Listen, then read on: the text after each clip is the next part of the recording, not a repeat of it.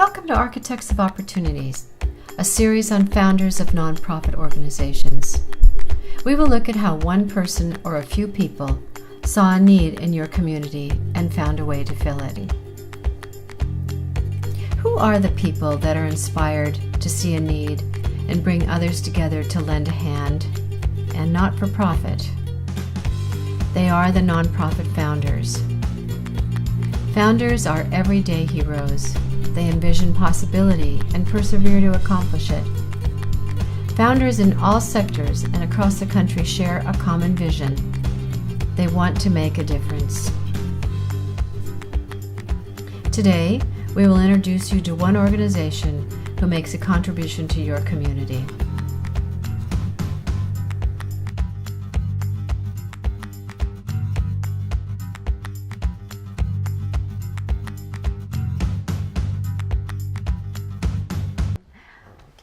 Well, welcome so much to our TV series on Marin Founders. And this is Susan Deichsler and Skip Schwartz, and they're with Marin Senior Services. And thanks again for coming. And I want to learn as much as I can from you both in the next 25-30 minutes. And so, Susan, why don't we start with you and let us know what you do there. Oh, well, thank you for having us. I'm one of 4 care managers. We cover a very large territory, about 330 square miles. Oh, that's a large territory. It is, from Dillon Beach in the north down to Muir Woods in the south, and from Nicasio over to the coast. Oh my God. East-west. So it's a large territory. We have 4 care managers, north, south, east, and west. And that's kind of primal. I like it, you know. And we serve seniors in the area, and we help with care management. We have a registry of caregivers that we match up with clients, and we also help some clients that may have family caregivers that need respite, you know, have caregivers fill in there. We also loan out equipment of all kinds, and there are several things we do. The first thing when a senior comes into our service is we do an initial assessment, which includes a home visit and home safety checks and things like that, you know, loose rugs on the floor and proper banisters and bars for avoiding falls and so on. And we also have access to repair people, you know, people that we know and trust and feel good about sending into a senior's home. We also have volunteers that do things like friendly visiting. We're in a rural area, and it's pretty, some of our seniors are quite isolated. Some of them are self-isolating, you know. It's the writers and the artists and the people that want to be in nature and don't want to be bothered with socializing. And when the elder years come, you kind of need a little more input, a little more help. Mm-hmm. And it's wonderful work. I can see that you're very enthused about it. Yeah. And let me ask Skip. Skip, you're the executive director there, and I appreciated knowing that they had a good leader when I heard that. And so tell us a little bit about the history. How did it start, and what happened, and who were the founders? And if you would, please. Thanks, Jackie. Well, the founder of Marin Senior Services was a woman named Jean Burroughs. And Jean has retired and is living up in Washington State now in Bellingham. But Jean was a big part of the West Marin community for many years, very active. And in the early 70s, 73 to be precise, she knew that there were some funds available from the Older Americans Act. There were some funds available from the Older Americans Act. And she used those funds with the volunteer center to try and develop a volunteer program to help care for elders. Because Jean, being an RN, she was a nurse and with both an RN and a master's in nursing, knew that the elders in the rural community needed additional services, and that transportation and other kinds of things that we take for granted in an urban or suburban setting were really not available out in the rural area. That was the genesis of her idea as the founder of Senior Services. She got some great people to come in with her as volunteers, and I think the organization probably started as almost an entirely volunteer organization, and eventually became more organized, and slowly with some donations and some grants they were able to start hiring some people and so forth. So that's how it all got started back in '73, you know, 35 years ago, something like that. Yeah, so was she a young woman at that time, and she just had an idea that she wanted to work for seniors or wanted to help people? She's 90, so she was in her 60s, I guess. Yeah, so I think Jean had, she wasn't, I don't think she was working very actively in her nursing career, but this was her new, you know, area of interest and so forth. And it seemed like she pulled a lot of women together to help her. I saw the photograph you have, and it says, "Future Senior Citizen." Yeah, they all had T-shirts. There was a campaign that a fellow named Richard Kirschman came up with this idea of future senior citizens as a consciousness-raising exercise. So if there was even a Little League team with T-shirts that said "Future Senior Citizens." Oh, that's fantastic. So it's the best thing you could wish for a child, right? That they would become a future senior citizen. That's right. So this was it, and it was great. They cooked and delivered meals to people who were homebound. They did all sorts of things, and you know, as it grew more and more, it became a more professional organization. We serve about 300 seniors. There's about 1,500 homes in West Marin where seniors are living. This is a growing phenomena as our community ages. More and more people need our services, and we served, for example, last year something like over 10,000 meals. Oh my goodness! And So we that's where call you got home the delivered 3,000. meals. Wow! So you have people with cars delivering, and you have people who make the food. Do you do that at your own facility? Well, what we have is we have an extensive volunteer corps. Okay. And we also have paid drivers because, as you know, some parts of West Marin are very remote. And some areas we can count on our volunteers being able to access easily, but in other areas we need to rely on paid drivers. Okay. We make deliveries 3 times a week. We get the fresh meals delivered to our refrigerators and so forth. There has to be a very careful chain of control for the safety of the food and so forth. And then we make the deliveries out to the seniors so they get fresh food, which is very nutritious. So it's been scientifically designed by nutritionists and so forth so that we can take care of that nutrition, which is an important, you know, element of a senior's health. Do you work with the West Marin farmers at an agricultural base so you get some fresh vegetables locally? We sure do. And also with our community services group with the food bank. Oh, okay. And so the seniors, we have the ability for them to take advantage of a lot of good services.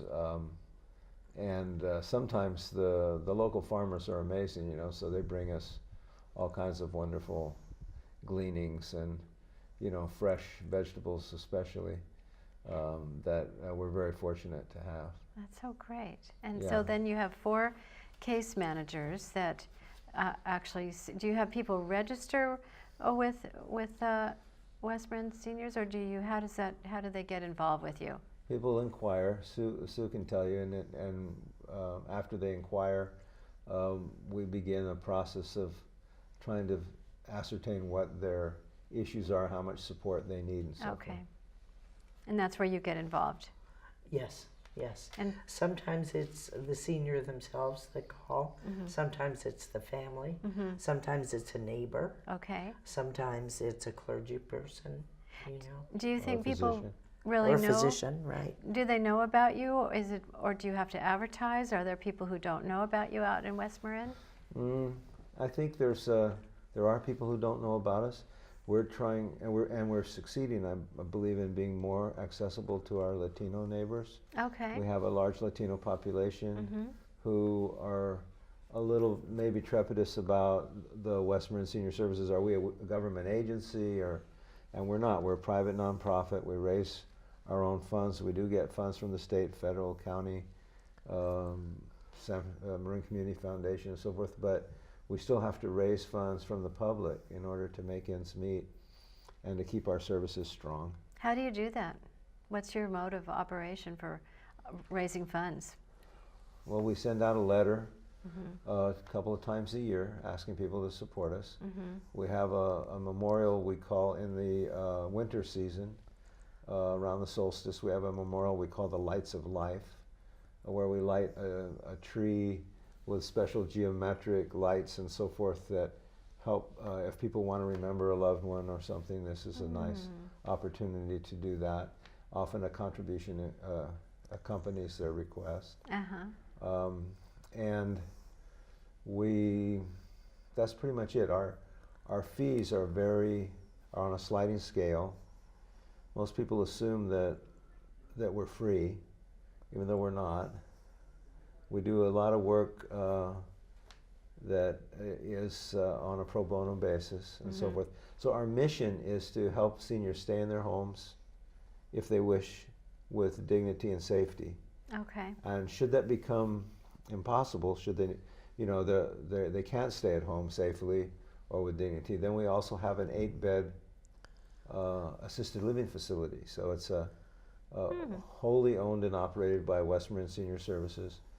8 beds, and it's a beautiful home up on the Mesa and Point Reyes station, and it's a great place to retire to toward the end of life if that's what's needed. So Is it filled now? it's currently filled, but people should always check, because from time to time we have openings and sometimes we have waiting lists, but we'd like to always keep it filled. All right, that's good. And we're working on endowing a couple of beds for the center so that people without resources can stay if need be. All right.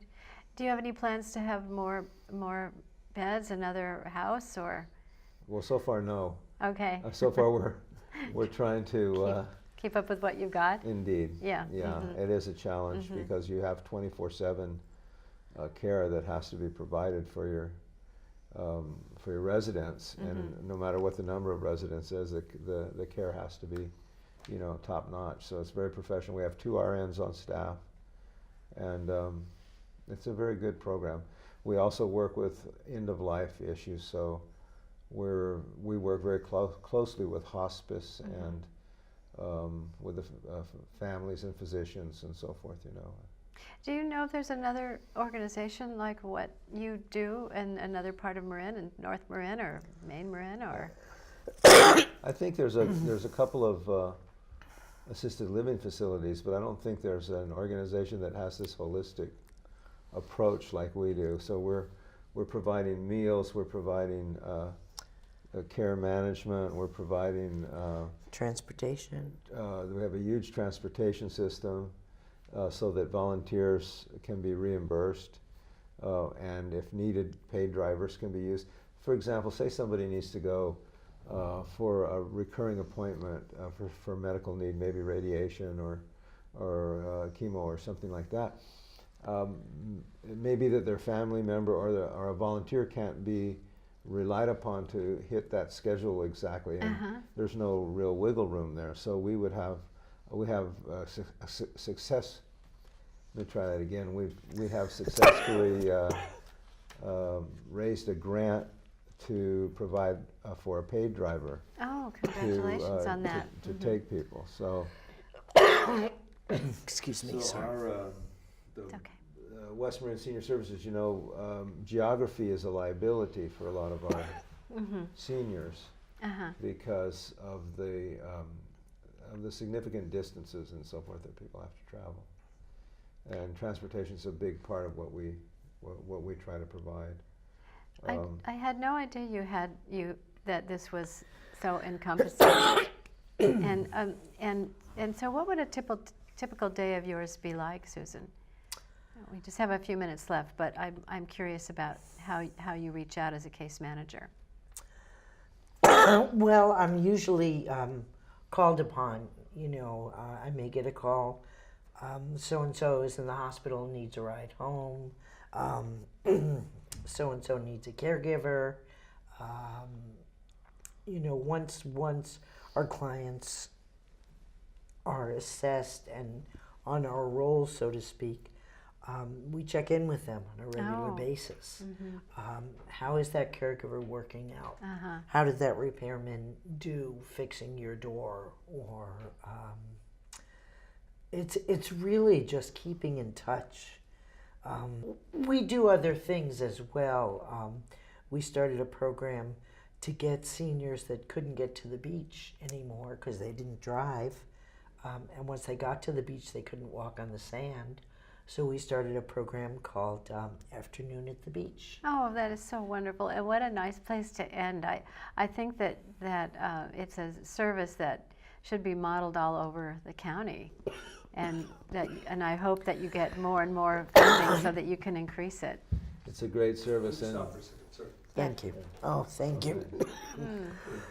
Thank you, Mike. It's a great service, and as Susan mentioned, when somebody is coming home from the hospital, they don't just need a ride. Right. They need the follow-up that oftentimes in the hospitals and other big corporate systems don't necessarily provide in a rural setting. So West Marin Senior Services is, there for their clients to make sure that that transition is successful and that they have the best return to the community possible. That is fantastic. Can anyone call you? Is it means tested? Absolutely. Oh, anyone can. Oh, anyone can call us. Yeah, and no, we're there for everybody. And in West Marin. In West Marin, right? You have to and if they're over 60. Oh, and 60 plus. Okay, Yeah. got it. All right, that's good. Yeah, or if their loved one is over 60. So how can the community support you? What can we do to? Oh, wow. Donations are always welcome. The two big things are donations and volunteers. That's right. Donations and volunteers. Yeah, okay. that's what we need, and we're trying to. Also, we want people to remember us in their wills and estate plans. We've got a new program we call Legacy of Care. So hopefully we can underwrite those a couple of beds at the assisted living facility called Stockstill House, so that somebody who doesn't have the means, won't have to go to a Medi-Cal bed over the other side of the hill. Away from their families. Away from their families and friends, exactly. Right, so. exactly. Yeah. Well, it's a beautiful community in West Marin, and and this is really a star in its shining mantle. So I thank you very much for coming and being here, and hope we can get the word out about you. Thanks, Jackie, and thanks for celebrating our founder, Jean Burroughs, who I'm sure will be tickled to hear all the good things said about West Marin Senior Services that she started those many years ago. Thank you, Skip. Thanks for bringing her back into the conversation. Appreciate it. Thank you so much. You're welcome. I help nonprofits hire staff and leaders to carry on their founder's vision. And so I've seen hundreds of nonprofits contribute to our community. We created Architects of Opportunities to share that with you. Now, nonprofit founders will tell you they don't do it alone. If you're among the 25% of us who are volunteers or volunteer board members or staff or donors, thank you. And if you're not, please join us in making a difference.